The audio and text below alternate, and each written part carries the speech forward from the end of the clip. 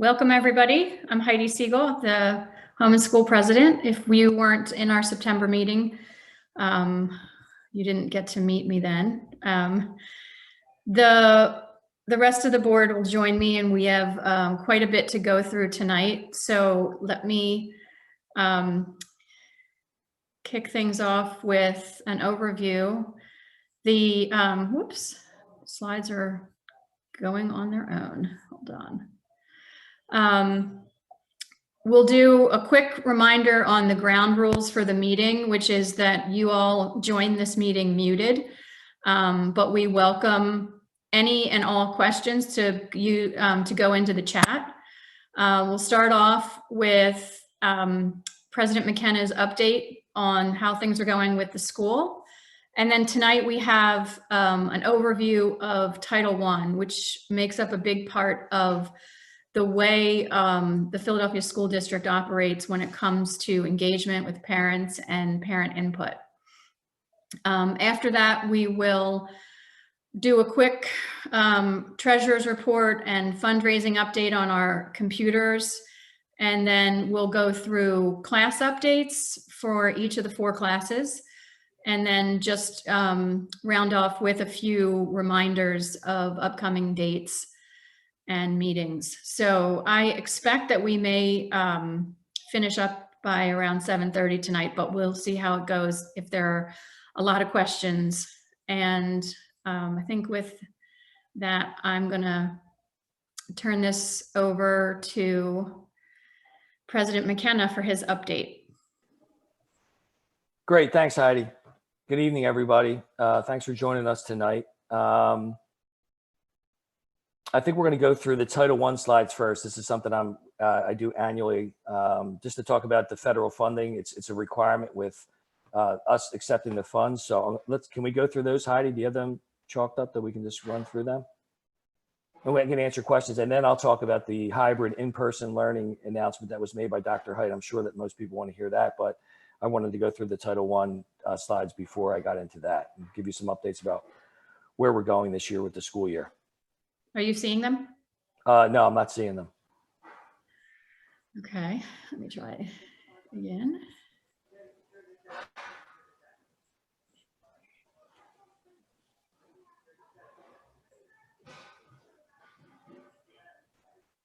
There you go. Now Okay. I'm seeing them. So this is the central. You can go to the next slide. So what is Title I? Title I funding. This year, our Title I funding, I can tell you, is $673,000. That's, it's a smaller portion of our $14 million budget, but that's the funding that we get from Title I from the federal government. Most of our funding comes from the city and from the state, but we do accept that. Basically, the money is just a lump sum of money is given to the school district, and then it is broken down by individual schools.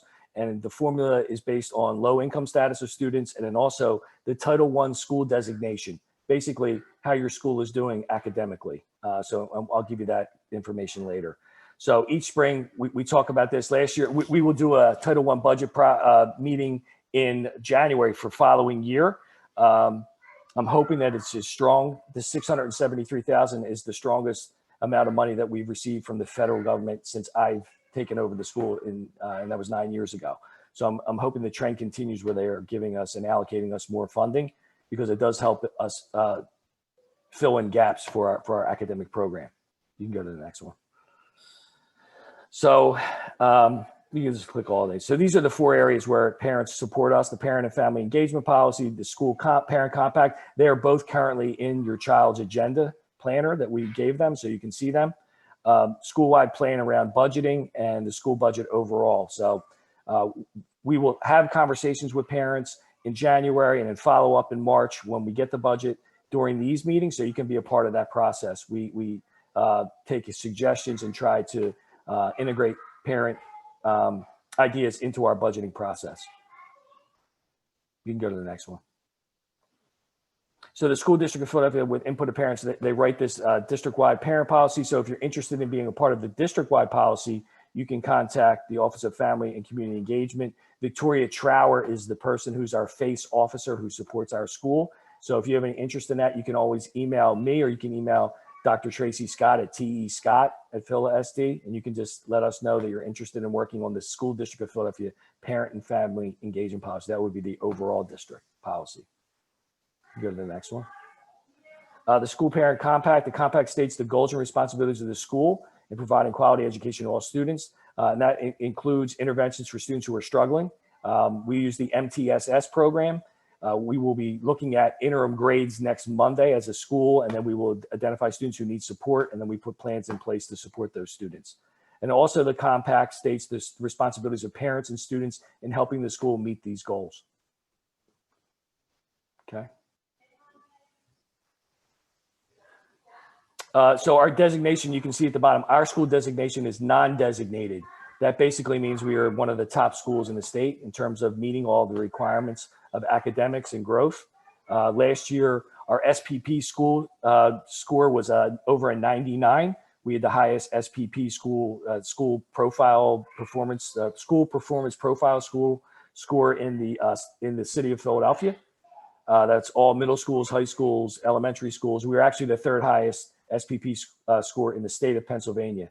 We were only, there was only two schools higher. One was a small elementary school outside of Pittsburgh, and Downingtown STEM were the only two schools higher than us. Yes, we were higher than Masterman. Okay, you can go to the next slide. The school-wide plan is a roadmap for academics. So we look at data, we talk about goals in the plan, and then we review it and revise it. That's after we put things in place. And then we'll look at some data. Next step is actual data from our school. And you can see the data is strong. 99.4% of our students proficient in advanced in math. We won't have this data coming up this year, obviously, because students did not take the Keystone. They have not made a decision about the Keystone for this coming year. I don't know what's going to happen yet. When that information is released, I will make sure parents know. Our attendance, 96.2% of our students attend 90% or more of the days at school. So, attendance is part of the criteria to get into Central. So our students are actively engaged in the academic program. It's important. And the students that are here every day and interacting with our teachers every day are the students that are excelling. So that's very important. And you can see the data points. This all came from the state website. You can go there you go. So the school-wide plan this year, we're focusing on common planning time. So teachers have common planning time twice a week. They're exploring curriculum and core standards. They're using systemic collaborative planning processes to ensure instruction is coordinated, aligned, and evidence-based. So they've been doing that with fidelity since we started the year. There's 2 days a week where they are working with students in office hours, and 2 days a week they are working in common planning time. And we're also doing PD on Friday afternoons when students are off. Teachers are involved with professional development programs. And then also developing a positive multicultural school community is a goal for our school this year. We've been doing a lot of anti-racism work with our teachers and facilitating conversations with our students. We will be doing an anti-racism symposium next Friday afternoon, the 23rd. So we're continuing to do this work. We want to make sure all of our students are excelling and have a great, positive, multicultural school community to do so. You can go to the next one. So Title I expenditures must support schools' core academic programs. So most of the funding that we utilize is to purchase more teachers and counseling support. Then we use 1% of that for parent and family engagement. The agenda planners are purchased with this Title I, this 1% of the funds. And then also we've purchased a lot of college support materials for parents through the counseling team, and they get that information out to the students. Okay. And you can see this is what we are spending this year. We bought 2 which is social studies ELA teaching positions, 0.4 of an English position, 1.28 math positions to help reduce class size. And then we bought 0.34 of a full position for counseling caseload for mental health of students and college and career readiness, and the MTSS process, which I spoke about earlier. That's when we identify students that need extra support, and then we put plans in place for those students with the support of the teachers and the counseling team. And then we're going to buy, with a very small percentage of the money, we're going to buy some more Chromebooks to refresh the carts that we have at school. We made that plan last year. We'll revise that this year because next month, 1,753 Chromebooks will be delivered to the school for the students that did not pick up one yet. So all of our students will have a one-to-one capability. So if your child did not pick up a Chromebook at one of the sites, there will be a Chromebook with their name on a box waiting for them when they come back to Central High School. So we will be a one-to-one school. So again, next year we won't spend money on Chromebooks to refresh the carts because all of our students will have Chromebooks in their possession. And then just college and career readiness support for parents. And the parent handbook is part of the school agendas that we give out to the students. So most of the money goes to personnel. And these are some planned parent activities we have. We had our college financial planning night on September 30th. We had 234 families that participated in that event. We're going to have a college and career planning in November. IB program overview will be in December. Avi Snyder, the leader of the IB program, will be at this meeting to talk about that. Subject selection process, which is always important. We will go through that. We'll have Nicole Van Buskirk, who leads our roster office. Title I winter budget. We'll health and resource information meeting. Growth mindset training. So our FACE coordinator will conduct that meeting. Victoria Trower, you'll get to meet her. She'll do some training with parents. And then parent policy input meeting will be in April. And then at that point, we'll revisit the budget. So these are some of the things we'll be doing this year to support our academic program through Title I.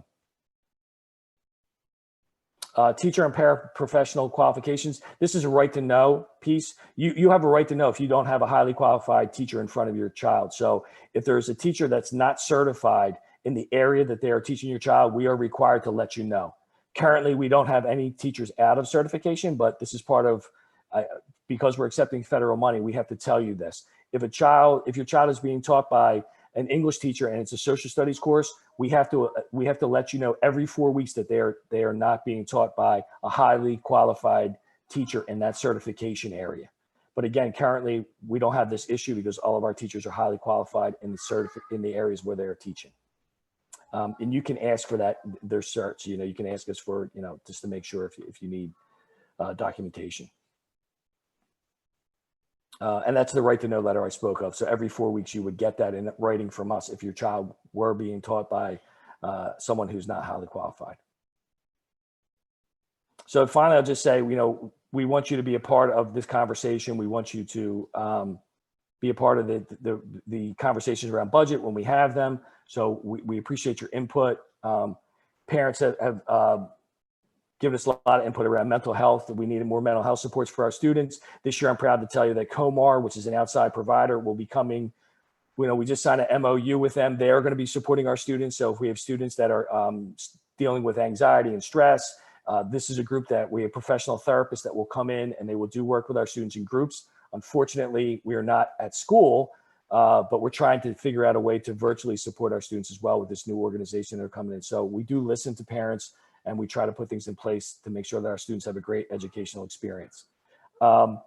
So I'm going to go into the next piece of my report. I can tell you, I wanted to talk about well, first of all, I want to thank the Home and School Association. They're going to talk a little bit of this later, but the fundraising effort by this organization has just been outstanding in regards to supporting us with teacher laptops. I know that they've already raised, I believe, $29,000 to support us with this goal of getting all of our teachers new equipment. So I thank the Home and School Board and all the parents that have been supporting that effort. It's a shame that the district doesn't give the teachers new computers every 2 or 3 years. Currently, we have some teachers using laptops that are 8 years old. So, we really, in this time, need to get more equipment in the hands of our teachers because they're doing a tremendous job. They're working incredibly hard. And I know that your children are stressed out from being online. The teachers are feeling that as well. So the new computers would definitely alleviate some of that stress for them. But the plan that Dr. Height, so I was in a town hall yesterday with Dr. Height and all the principals in the city. And basically he rolled out what his vision of this new hybrid that the district is going to transition to. It doesn't really affect our school until late January. And it will only affect, according to the plan, it will only affect our 9th graders. The 9th graders would be returning to school. And based upon what was said to us, I don't know, it's not definitive that 10th, 11th, 12th will not come back, but they were not a part of this original plan. So they are not in the plan yet to return. So as of right now, there's no date for 10th, 11th, or 12th to come back to Central High School this year. They would stay in 100% virtual. The The ninth graders would be split in half. There would be an A group and a B group. If your child's an A student, they would be at school Monday and Tuesday. Wednesday, the school would be closed. All students would be virtual. And the students would be virtual, and the teacher would just teach all of the students from probably their home like they currently are. The B students would come in on Thursday and Friday and get in-person instruction. The classrooms would be fitted with cameras so that teachers would stream to the students that are not in person. So the students would still get 5 days of instruction from the teachers, but they would be streaming. And the district has invested $6 million in new equipment, they told us, to make sure that teachers could stream to the students that were home. Now, if your child is a freshman and you do not want them to return to Central High School because you do not feel comfortable, you have the choice that they could stay home and stay virtual the entire time as well. The teacher would not change. They would still be with the teacher, but they would just teach them through this camera system, whatever that would look like, because I'm not sure what it's going to look like yet. But we do have time to work through that because it wouldn't begin until the third quarter. So that would be the end of January, beginning of February. So that's where we are. I know parents will ask me about sports. I thought athletics would automatically be canceled. I was wrong. I spoke with the District 12 head of athletics last night, and he said they are still trying to put some kind of a plan in place so that students can participate in athletics. I don't have details. He didn't have details, but athletics are not off the table yet. So hold tight with that. I was surprised by that, to be quite honest, but that's what we were told. So hopefully they can create some kind of a way that students can still participate in athletics. Clubs. I know parents have been asking about clubs. We are currently working with the SA team, the student association leader, and student leaders to develop a virtual CHS club fair. We will be doing that in November. We're planning on doing it from 4 to 7 at night so students can participate and not miss class. So that information will be coming out. We don't have a date yet, but it will be early November. We want students to still understand that clubs are running and they can still actively participate in clubs. For senior parents, the 29th and 30th of this month will be amnesty nights. Students will not have any work to do other than getting ready for their college early decision applications. So we did that last year. We started that for seniors. So that's member 280. That will come out soon. You're getting this kind of hot off the press. But members of 280 will have amnesty nights Thursday the 29th and the 30th through the weekend. They will have no academic assignments so that they can work on their college applications. Grades, interim reports are not being sent out in the traditional sense, but we want to make sure parents know that all the SIS grade books should be up to date by this Friday so that you can go on through the SIS portal and look up your child's grades to get an idea where they are.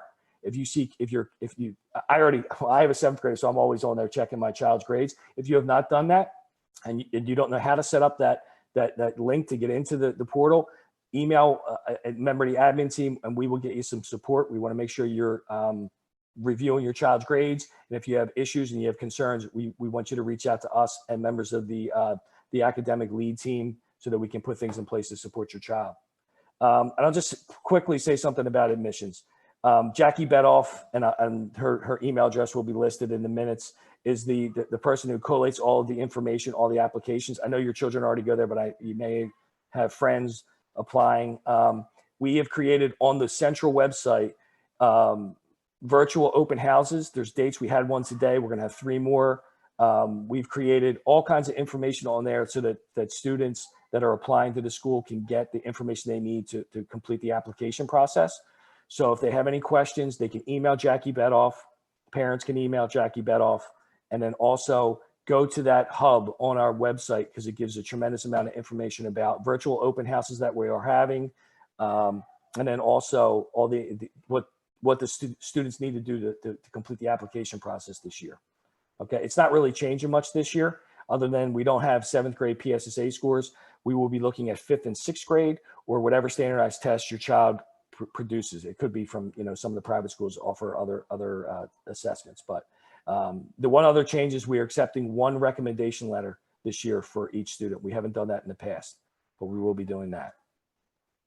Okay, so that was about 22 minutes. I said I needed 15. All right, so if anybody have any questions for me, I'll try to answer some questions.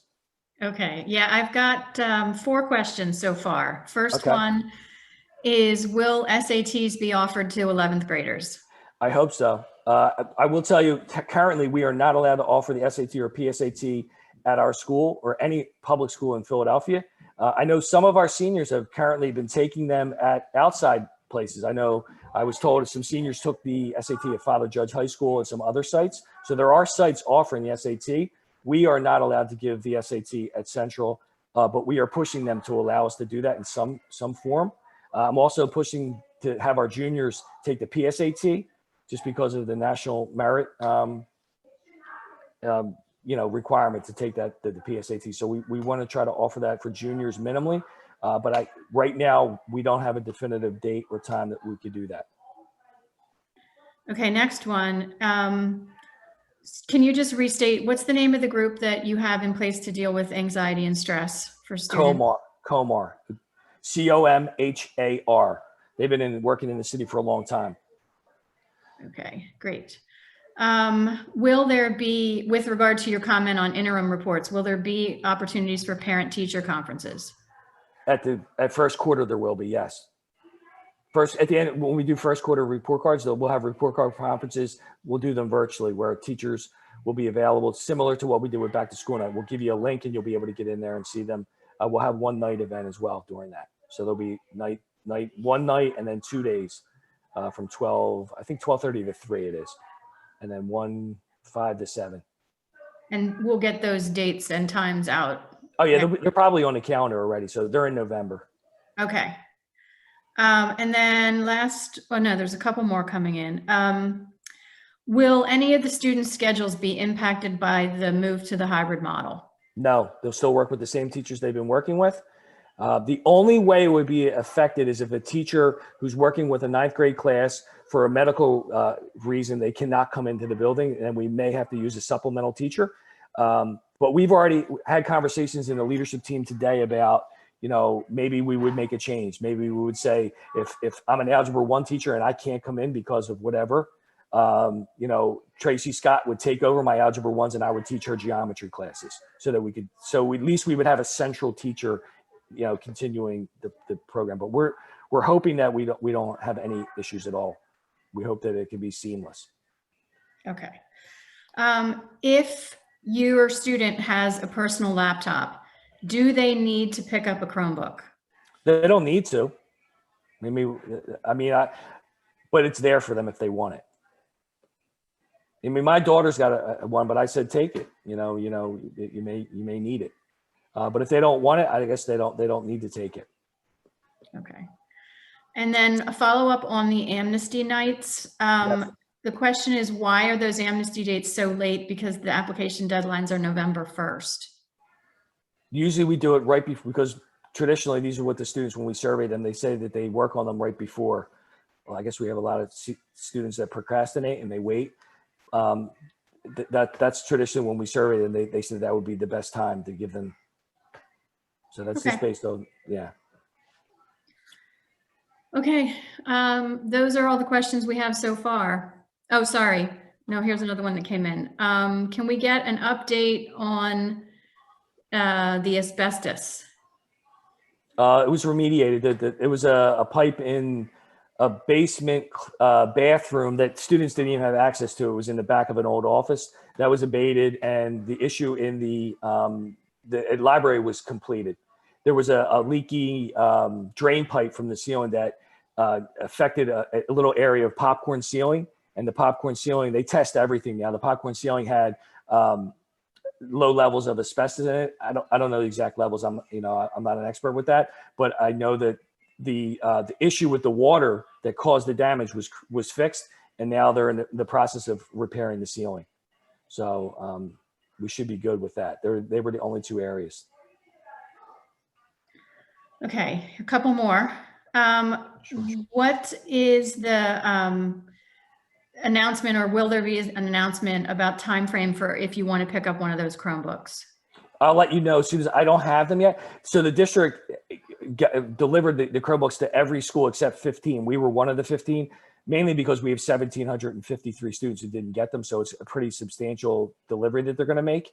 Once I have that once they're in the building, then I'll get that information out to families. If they want to come, we'll set times. I'm at school every day, as our school police officers are there every day. The assistant principals are there, our climate manager. So we do have a small group of people that are there consistently during the workday. Okay. Can you speak to the impact of virtual learning on academic progress, and if it's happening all year, what the impact on that might be? I really don't know yet. I'm very anxious to Monday is a big day. I'll run reports on grades, and but I'm of course I have my 5-year-old just climbed over on my shoulder here. Welcome. All right, go ahead, go over there. See, virtual world, these things we deal with. I really don't know the answer to that yet. Do I feel like it's a normal academic year? No, absolutely not. It's going to be difficult to judge that. I mean, honestly, I don't know. I think we're going to have to look at data. We're going to have to look at scores. We're going to have to look at PSAT days and look at the year before. There's a lot of different data points we're going to have to examine to find out how this has really affected our school. But I also will tell you, I had a frank conversation with the faculty 2 weeks ago during our faculty meeting. I said, we need to talk to students. We need to survey students. You need to ask them if they're overloaded. You need to dial it back, and you have my permission to do so. We have to take a humanistic approach. We all have to be flexible. That includes all of us. It's been challenging for me. I said to the leadership team last week during our leadership team meeting, I said, I never thought I would miss getting asked 100 questions in an hour like I do every day on a normal school year.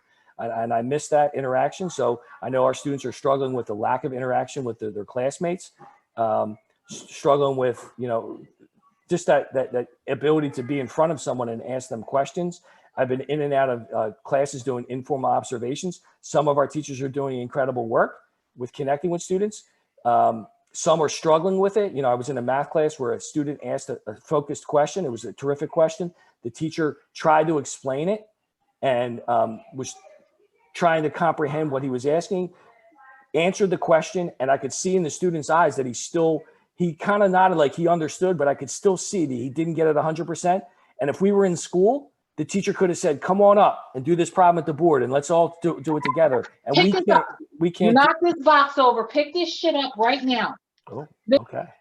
That's not my house. No, but we can't do that. We can't have that interaction with students. So it's a struggle, but I will tell you, I'm very pleased with the teachers are trying to make connections with students. I feel like some of the teachers that didn't always take that humanistic approach have bought into what we're saying and what we're trying to do. And, Galit Cohen is our SBTL for science, said to us during the leadership team meeting, a couple of students said to her the other day, why are the teachers acting so weird? Why do they keep asking us how we are and how's our day going? How was our weekend? And that's important. I was so pleased to hear that, that the teachers are making that effort. And it's been a struggle for all of us, but maybe there's some things we can learn from this experience when we do get back in the building and people can grow in that social and emotional learning kind of piece. So in terms of the academics, it's tough to judge right now, but I will tell you, I don't think it's a normal academic year. I think that we're trying to balance that where we're not pushing too far. And I think some teachers are, and I've basically given them, the ability to back that off because we need to make sure that we keep a balance, and it's a struggle. So there's a question that came in as kind of a follow-up to that, which is if students are struggling with this virtual learning and not achieving their full potential, first, are you aware that there's a bill in front of the PA legislature to allow allow parents to have their child repeat this year? And how does Central feel about that? I wasn't aware of that. I wasn't, I didn't know that. I guess, again, it goes back to data. I'll know more on Monday when we run these reports to really look at where students are and how they're doing. I will tell you, I've gotten more emails from parents on a positive than I've ever gotten in my 9 years at Central. Acknowledging what the teachers are doing, acknowledging their students are struggling at times, but still getting a lot out of the academic program. So I'm hopeful that students won't need to repeat the grade or repeat courses. I guess that's something that we would have to have a conversation about. If it comes to that, if we find that students are just not doing well, I think that would be a student by student kind of conversation now. Okay. Have the juniors had any college counseling on Naviance yet? Naviance, we had a meeting this week. We're going to be rolling out for all of the grade levels, and a lot of the Naviance work will be taking place during advisory. So continue to please ask your children to actively participate and go to advisory every day, because we will be disseminating a lot of Naviance work through there. So that is coming soon. But no, Okay. not yet, not yet. There's a follow-on to that, which is if my student hasn't had communication with their counselor yet, is this okay, or should I be concerned? They can reach out to their counselor. Is Tracy Scott on this? She can give you some insight on some of the plans around that if she is. Yes. So all counselors, the counselors went to every one of their classrooms that they oversee for advisory. They have been popping into there, but they also have a counselor for each grade level. They have a counselor class, Google Classroom. And on there, there's a number of things that they tell the students to do. Like, for example, to make an appointment with the counselor, they tell them exactly how to do that and things like that. But all of our counselors have popped into their classroom, into the advisories. But you can reach out to me if there's a particular counselor that you haven't heard from, and I will find out exactly what's going on. My email address is tescott@philasd.org, and I'll put it in the chat. Great. And yeah, parents, if you have a concern, definitely reach out directly to the counselors and Dr. Scott. We'll make the connection. Okay, so there's another bit to this, which is the question, is there also college help specifically for seniors in advisory or in other ways? Well, a lot of the English teachers will work with them on their college essays. That's one area. They should be making appointments with their counselors to talk about letters of recommendation. They should be reaching out to teachers that are writing the letters of recommendation. We had the college financial night last month. There will be other sessions, and there are a tremendous amount of college visits going on right now virtually, but seniors are invited to all of that. And Amanda Kincaid, 280 class sponsor, the teacher class sponsor, should be disseminating that information through the Google Classroom page for 280. So there are colleges visiting still, even though it's virtual, but there's a lot of stuff going on with college. Yeah, there are a lot of emails and everything going out, so please encourage your students to check their emails for all the information. Again, if they're not getting those emails, let us know. We'll find out what's going on. Okay, and then the next question is it possible for there to be some sort of push on behalf of the parents or the school itself to really reconsider getting the 10th, 11th, and 12th graders back into the building in the hybrid model, and maybe particularly for the 280 seniors? Even if it's just a periodic or random opportunity to get people together. I think that parents should be reaching out directly to Dr. Height and letting him know. I mean, if you email me, I can forward things to my boss. I think that it's not our call. It's not really my call. I can't make that call. But if parents email Dr. Height and let him know how their opinion, I think that would go a long way. I'm sorry, President McKenna.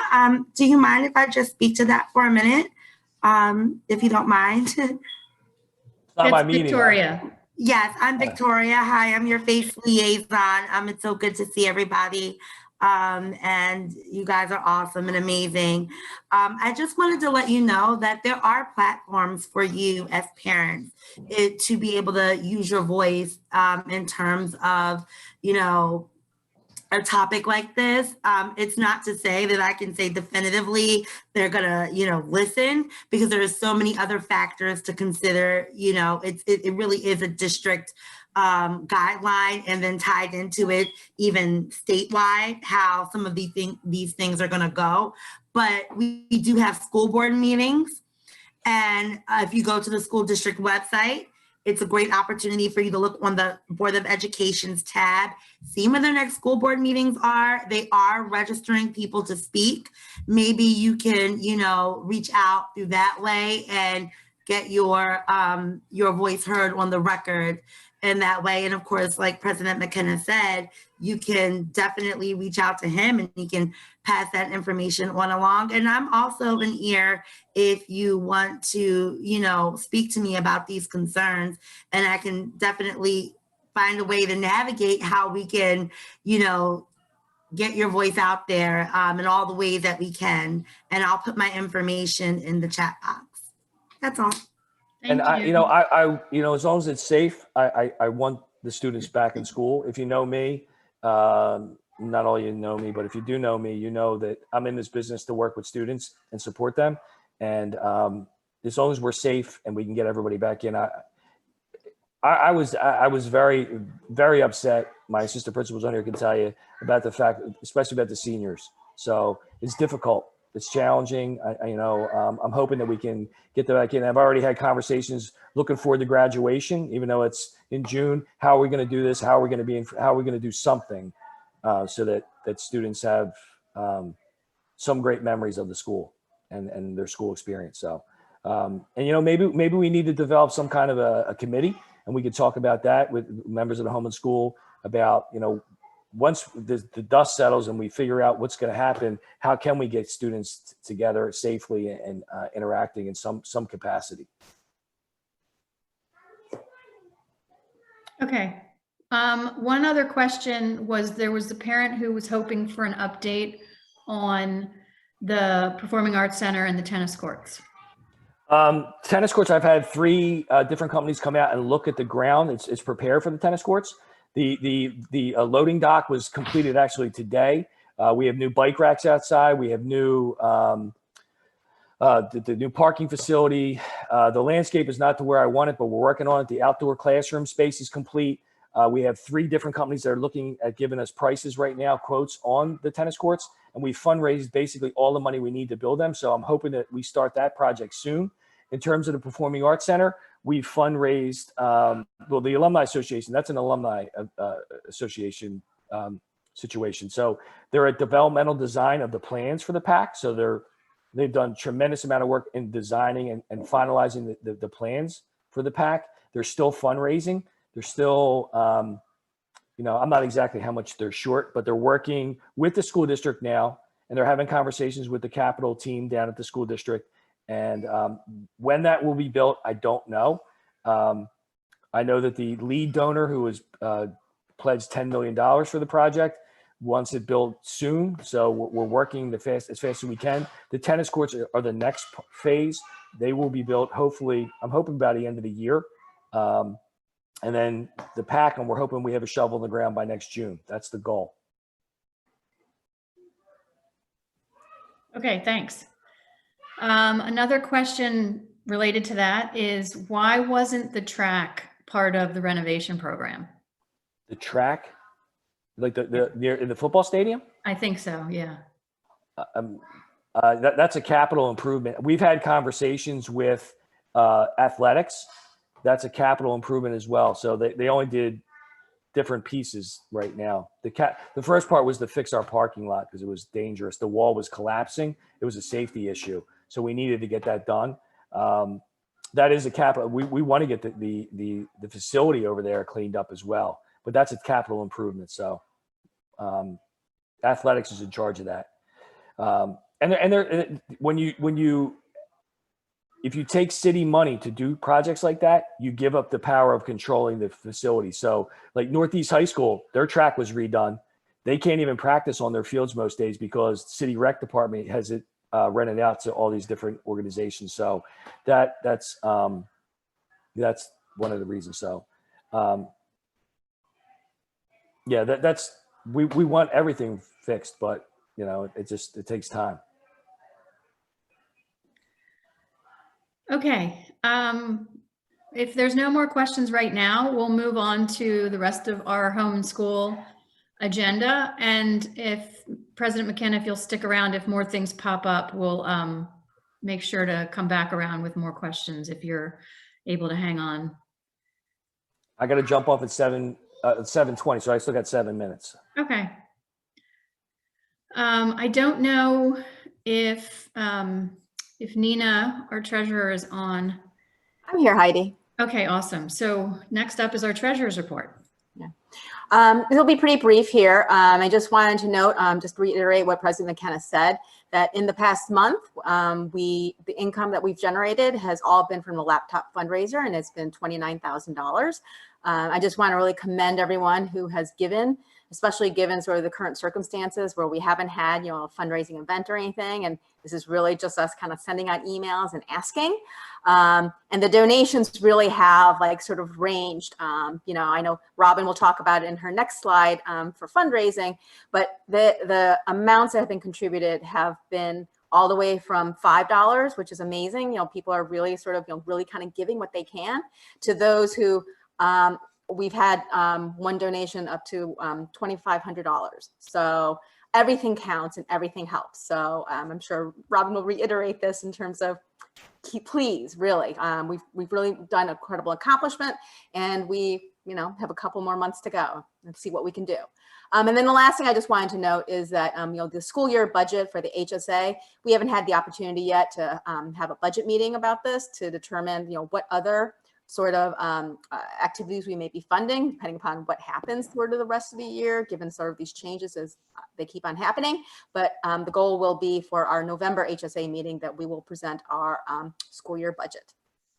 That's it. Okay, and just I want to reiterate that the amount of money that has come in for these laptops is phenomenal. So thank you everybody who's donated so far. And just an update, Nina, we did get one donation of $5,000. Oh.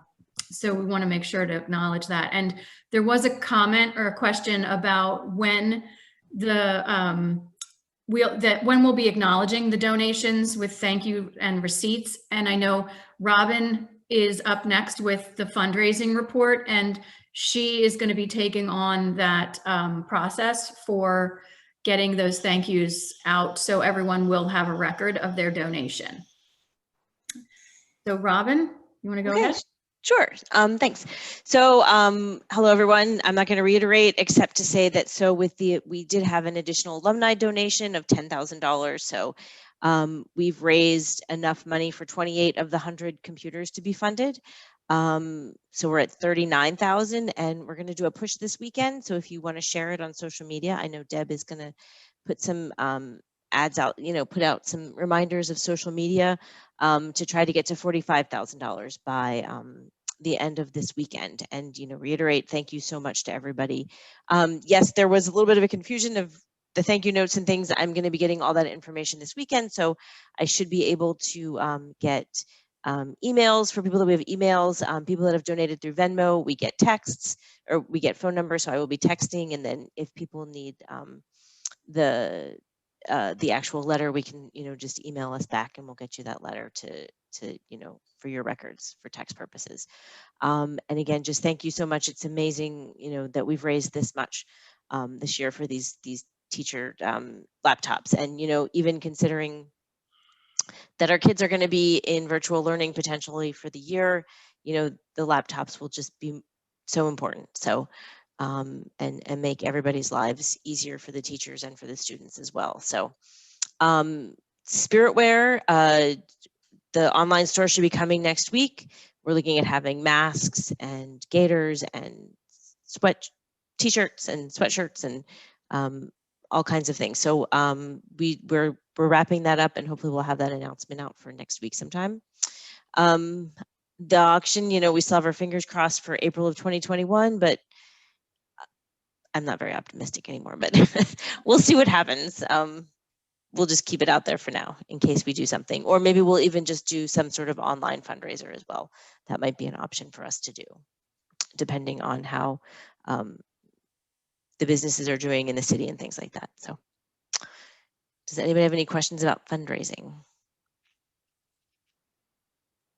I didn't see any come in. All right. There was one. Okay. Has there been any further look into adding Central to the Amazon Central Smile donation website? Oh, there was, it's the Central Lancers. And I will add that. We'll send out an email for that. It is Central Lancers. It is on the Amazon Smile, but it's under Central Lancers, Home and School Association. So we'll certainly get that out.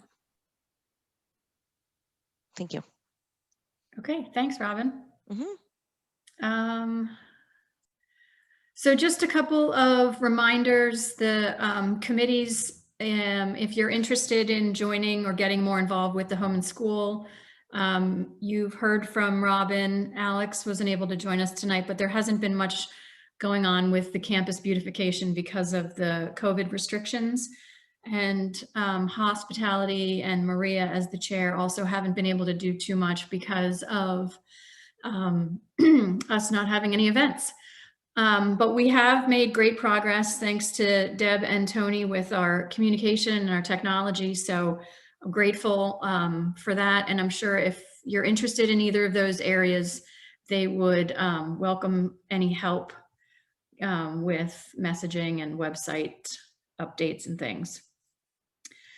Speaking of updates, there's a massive amount of information on these next couple of slides because we've now got teams of parents and caregivers who have volunteered to be parent liaisons for each of the different classes. So I don't know, I know Deb is on, I don't know, Deb or Andrea, if you want to provide some highlights on all of the 280 updates. If so, please unmute yourself. Hi, I spoke to Ms. Kincaid.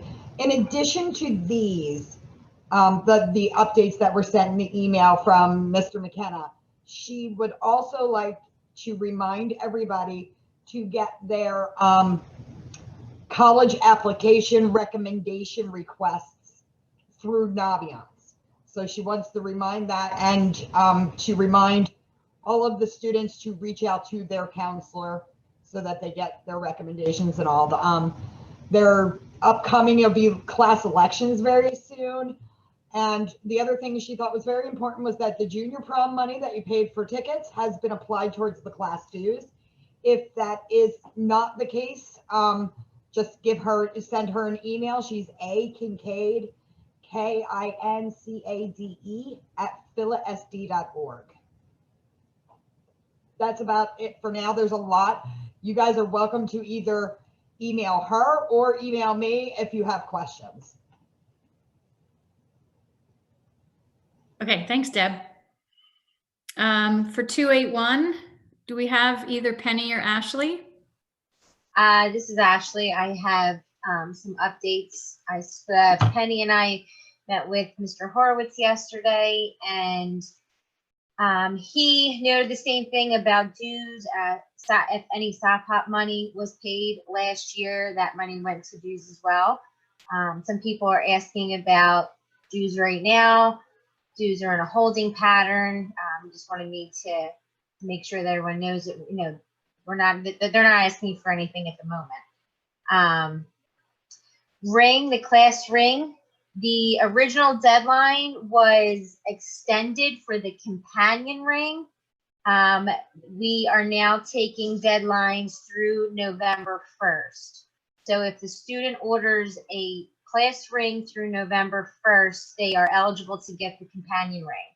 There is no set deadline for a regular ring. It takes 6 to 8 weeks for them to come in. So, you know, the sooner the better to order them, but there's no hard deadline that I was told to get ring orders in. Let's see what else we have here.